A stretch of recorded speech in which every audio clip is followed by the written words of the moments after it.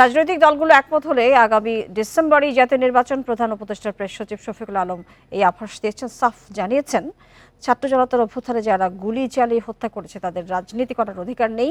রাজধানীর কৃষিবিদ ইনস্টিটিউটে এক আলোচনা সভায় তিনি এসব কথা বলেন।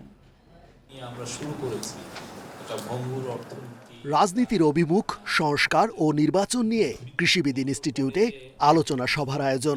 এতে অংশ নেন রাজনীতিবিদ, জ্যেষ্ঠ সাংবাদিক ও সরকারের ঊর্ধ্বতন কর্মকর্তারা।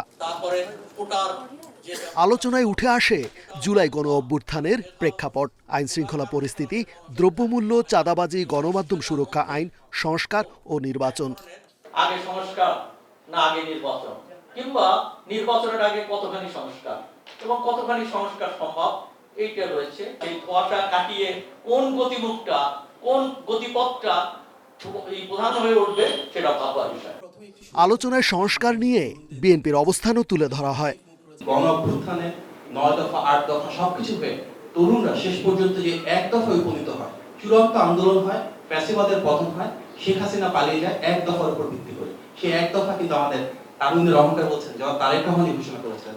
এ সময় আগামী নির্বাচন নিয়ে ধারণা দেন প্রধান উপদেষ্টার প্রেস সচিব শফিকুল আলম। খোলাসা করেন গণ অভ্যুত্থানের ঘোষণাপত্র নিয়েও। পলিটিক্যাল পার্টিরা যদি চান যে না আমরা খুব বেশি রিফর্ম চাচ্ছি না, এমন কিছু রিফর্ম যেটা দিয়ে আমি ইলেকশনটা করে ফেলবো, তাহলে আমরা বলছি যে ডিসেম্বরের মধ্যে ইলেকশন হবে।